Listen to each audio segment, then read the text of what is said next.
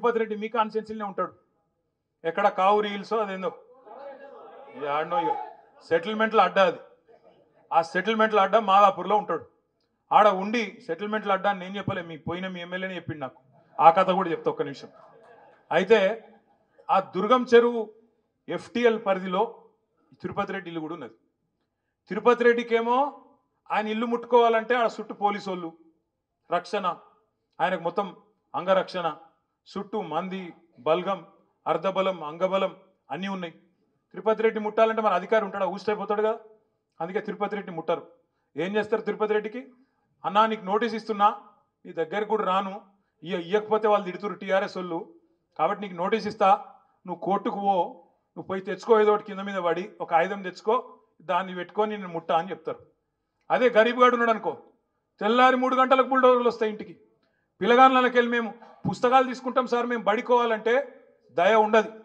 ఆడోళ్ళు మేమరే అన్నం ఉడకబెట్టిన మరి అయ్యా పక్క తీసుకుంటాం, బియ్యం పక్కకు తీసుకుంటామంటే దయ ఉండదు. గరీబోళ్ళు చెప్పులు కుట్టుకునే దుకాణాలుంటే వాళ్ళని తీసుకెళ్ళి రోడ్డు మీద పడేస్తారు, బిల్డింగ్లు నిర్దాక్షిణ్యంగా కూలగొడతారు. అదే తిరుపతి రెడ్డికి ఒక న్యాయం పెద్దోనికి, పేదవానికేమో బుల్డోజర్లతోని, అది కూడా కోర్టు పని చేయని శనివారం ఆదివారం వచ్చి సాయంత్రం పూట పొద్దున పూట వచ్చి కూలగొట్టి నిర్దాక్షిణ్యంగా రోడ్ల మీద పడేస్తూ ఉన్నారు. నేను ఒక్కటే అడుగుతా ఉన్నా, 10 ఏళ్ళు మనమేమో పాలిటిక్స్ ఆఫ్ కన్స్ట్రక్షన్ చేసినాం, మనం కన్స్ట్రక్షన్ చేసినాం, ఈయననేమో డిస్ట్రక్షన్ చేస్తాడు. మనం ఏం కన్స్ట్రక్షన్ చేసినాం?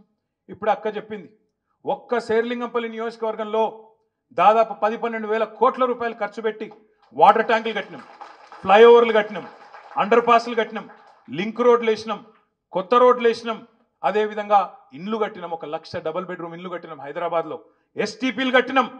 ఇట్లా మంచి పనులు చేసుకుంటూ మనము మంచి పనులు చేసుకుంటూ పోయినాం. వీళ్ళు ఏం చేస్తున్నారండి? ఒక్క పని మంచి పని చూపెట్టండి నాకు ఈ 9-10 నెలల్లో హైదరాబాద్లో. ఏమున్నా ఇది కొడతా, అది కొడతా, ఆ బిల్డర్ను పిలుస్తా, ఈ బిల్డర్ను పిలుస్తా, వాని దగ్గర పైసలు గుంజుతా, వీని దగ్గర పైసలు గుంజుతా, మాకు తెలిసిందే కదా దందా, రియల్ ఎస్టేట్ దందా, ఇది తప్ప చేసిన మంచి పని ఒక్కటనుందా? నేను అడుగుతా ఉన్నా. ఇవాళ పెద్ద పెద్ద మాటలు మాట్లాడుతున్నాడు ముఖ్యమంత్రి. ఇచ్చిన పర్మిషన్లు ఇచ్చినోడు ఎవడు వాటికి? వాళ్ళ మీద తీసుకో దమ్ముంటే యాక్షన్. ఎవరు పర్మిషన్లు ఇచ్చిండ్రో పేదవాళ్ళ కడుపు కొట్టుడు కాదు, పేదవాళ్ళను గుంజుడు కాదు. దమ్ముంటే పర్మిషన్ ఇచ్చిన వాళ్ళకి తీసుకో.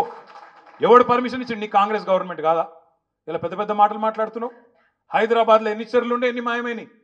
ఇది మాయం చేసిన వాళ్ళు నీ కాంగ్రెస్ వాళ్ళు కాదా? మొన్న నాగార్జునది కొట్టిండు, పోయి కొట్టినవు, పర్మిషన్ ఇచ్చిందే వాడు నీ కాంగ్రెస్ వాడు కాదా? కట్టిందే నీ కాంగ్రెస్ గవర్నమెంట్లో 2007లో 8లో. మేము తర్వాత నోటీస్ ఇస్తే హైకోర్టుకు పోయి ఆయన స్టే తెచ్చుకున్నాడు కాబట్టి మనం ముట్టలేదు. ఇలా ఎట్లా మాట్లాడతారంటే ఒక్కొక్కడు కాంగ్రెస్ వాడు, మన మాట 10 ఏళ్లలో మొత్తం ఆక్రమణలు ప్రోత్సహించినమాట ఈ సిపాయిలు వచ్చి కాపాడుతుర్రట. చట్టం ఫాలోగా. హైడ్రాకు చట్టం లేదు, మరి హైడ్రాకు చట్టం లేకపోతే చుట్టాలని ఎందుకు ఇచ్చిపెడుతుంది హైడ్రా? అనుముల తిరుపతి రెడ్డికి ఒక నీతి, అనుముల ఇంకా మిగతా బ్రదర్స్కి ఒక నీతి, మిగతా పేదవాళ్ళకు ఒక నీతి ఉంటుందా? ఇదేనా పద్ధతి? అందరికి ఒకటే ఉండాలి కదా చట్టం అంటే. కొంతమందికి చుట్టం ఎట్లయితే చట్టం. అందుకే నేను అడుగుతా ఉన్నా, హైడ్రా బాధితుల విషయంలో కూడా తప్పకుండా BRS పార్టీ మా నగర శాసనసభ్యులతో ఒక సమావేశం పెట్టుకుంటాం. ఏ రకమైన నీతి అవలంబించాలి, ఏ రకంగా పేదవాళ్ళకు అండగా ఉండాలనే దాని మీద పెద్దలు KCR గారి డైరెక్షన్ కూడా తీసుకుంటాం.